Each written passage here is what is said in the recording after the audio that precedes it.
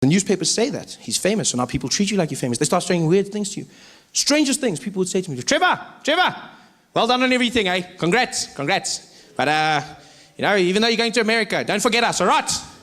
Don't you forget us. I don't even know who you are.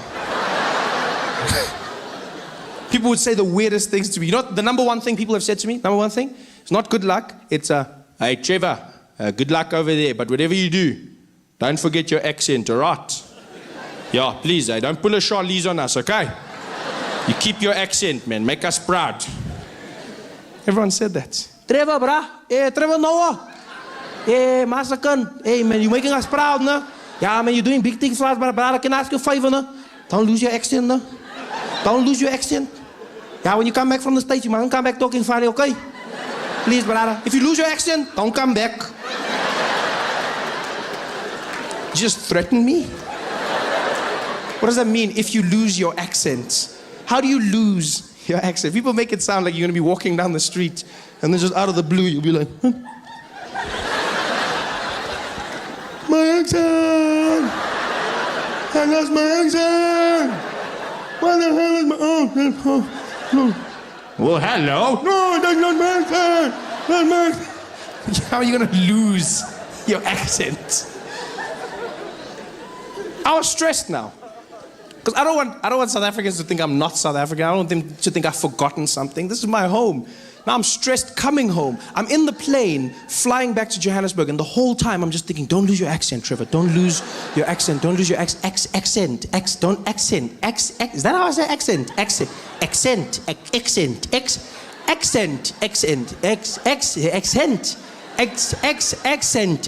By the time I landed at OR Tambo, I was losing my mind. I walked in arrivals, the woman was there at customs. Welcome back to South Africa, sir. I was like, yes, I'm back. Same old Trevor. Nothing changed. Going crazy. Because I love accents. I really do. I love accents. I like learning languages, and so obviously accents are a byproduct of that. I've learned over time that even if you can't learn a language, an accent is a great way to communicate with somebody in your own language whilst trying to bridge the gap. You learn somebody's accent, you communicate more effectively. The thing is, though, you have to learn the accent in the right way. If you're going to speak to someone in their accent and you do it in the wrong way, you might come across as racist. You've got to be very careful about this. White people in South Africa often fall into this trap. Yeah. It happens at petrol stations quite a bit. See people driving in with their friends, talking normally, sitting in the car.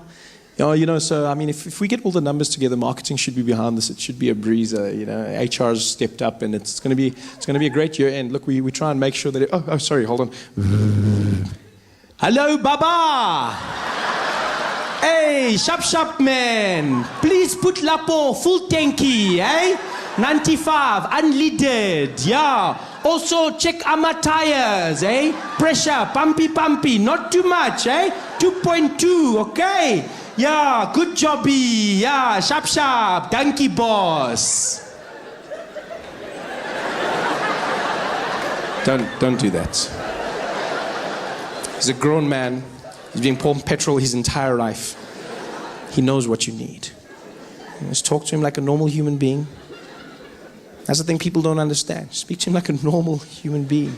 I used to get so angry. Whenever I'd see white people changing their accent when they talk to black people, I get so angry. I was like, are all white people racist? Is that what it is? Oh, racist? And then I learned. Life taught me not to be so quick to judge. Yeah, I learned a valuable lesson. I was driving to Gold Reef City one day, into the backstage area, and the security guard came out to the boom, and he was like, hey, how are you, sir? Is your name on the list? I said, yes, how are you, Baba? My name is Trevor. He's like, okay, Chabal. I said, no, Trevor. He's like, oh, sorry, Chabal. I said, no, Trevor. Shalva. Trevor. Shalva. Trevor. Shaval. Trevor. Shaval. Trevor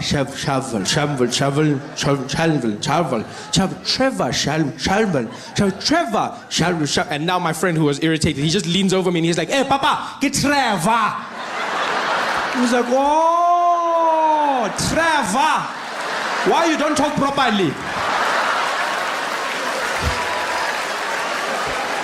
And then I understood. I finally understood what white people have been trying to do.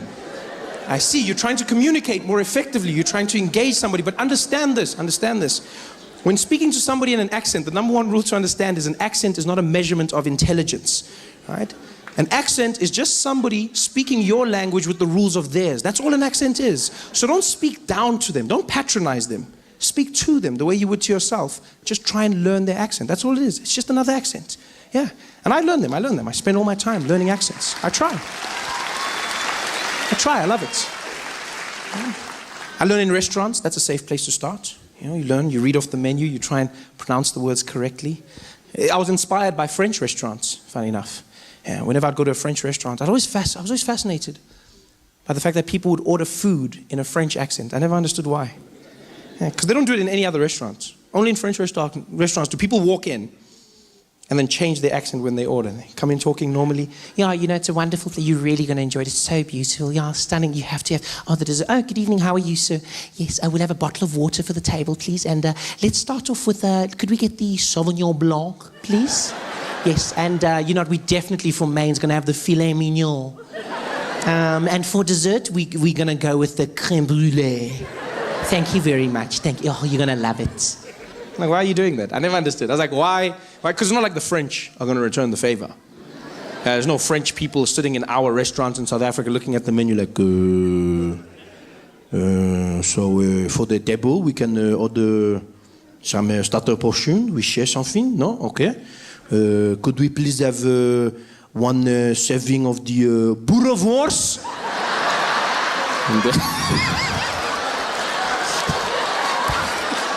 That's not gonna happen. It's so weird how our prejudices have given everyone their lane. Middle Easterner does something, they're a terrorist. Black person does something, they're gang related, they're a thug. But if a white guy walks into a church killing 9 people dead, what do they lead with on the news? And today, in an isolated incident, a lone gunman walked into a church, opening fire and killing 9 people. It's always a lone gunman. Yeah, a lone gunman with no ties to society whatsoever. They always separate him as quickly as possible. I love how they do that. He kept to himself and was notoriously unfriendly. He had no friends whatsoever. No friends, really? No friends? Not even one? Not even one? No friends? Like, not even on Facebook? No, everyone has friends on Facebook. Come on, you tell me the guy had no friends. It's almost like as the shooting happens, everyone's like, what, Dylan? Unfriend. It's the weirdest thing ever. And the first thing they always go to is mental instability. That's what they go to, the first thing. They never go with terrorism. What happened? Are we saying this was terrorism? Well, we're not going to jump to that conclusion. This was a young man who was rarely mentally, he was unstable. He was a troubled young man, but he was a terrorist because he committed a terrorist act, walked into a building, shot a bunch of people to try and spread a message of hatred, right? He was trying to pass something. He was trying to do something. That's an act of terror. Well, look, no, not necessarily. He was a troubled young man. Yes, and a terrorist. Yeah, but he was mentally unstable. Just like terrorists. That's exactly what a terrorist is. There's no normal reason to blow yourself up. That is ridiculous as shit. You're crazy. You're crazy. But you're still a terrorist. It's weird. It's almost like without realizing it, what they're saying on the news is, you know, this young white man is clearly struggling with something. I mean, because why would you forego all that privilege? Why would you... I mean, he was a young white man. Why would you throw that all away? I mean, if he was a minority, I get it, because that shit sucks. But I mean, why would you throw it? He must be crazy. This is madness. I refuse to be part of this. I refuse to live in a world where we'll deny white people the moniker of terrorist. That's racism, people. That's what that is. If a white man through hard work and determination commits an act of terror, he deserves to be called a terrorist. He worked for it, damn it. You don't deprive him of that because of the color of his skin. You give it to him and you put him up there. Bin Walid and Charlie. It's terrorism. We all have our prejudices, don't get me wrong. It's not like I try to be better. I really do. I realize every now and again I do things that I'm not particularly proud of. Like for instance, whenever I fly into America, if I've been out of the country and flying back into America, I always try to fly on Middle Eastern Airlines, specifically. So I'll fly on Emirates or Qatar or Etihad or one of those. And the reason I do this is because I feel there's less chance that somebody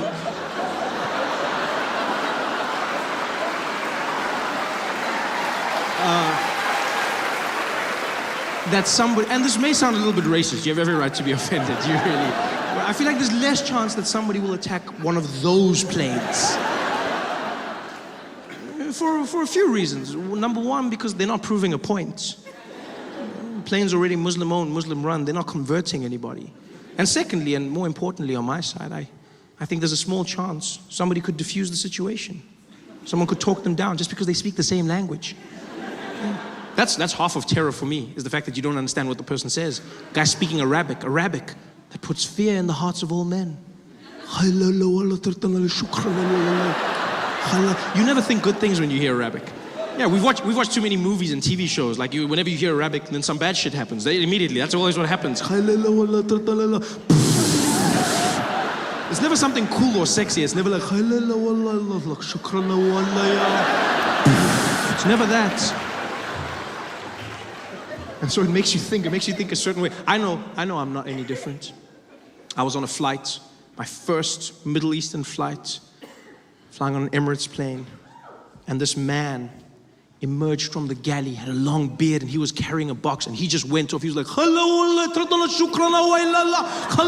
and I was like,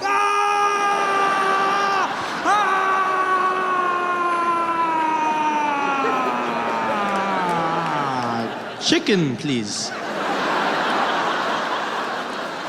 Chicken. Sorry, I get really excited for chicken. I'm sorry for that. Sorry. It's like, my friend, excited? You looked petrified. I said, I am, of the flavor. Chicken! Wow, I love chicken. I love chicken so much. He's like, oh, is that a black thing? I said, that's racist.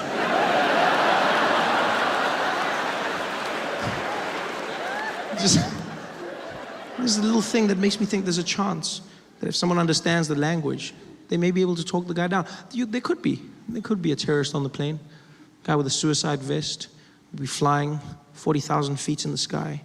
A man jumps off, losing his head. There he is. And just maybe some guy will be opposite him, like, hey, what are you doing? I'm going to blow up this plane to show everybody that Allah is great. Yeah, but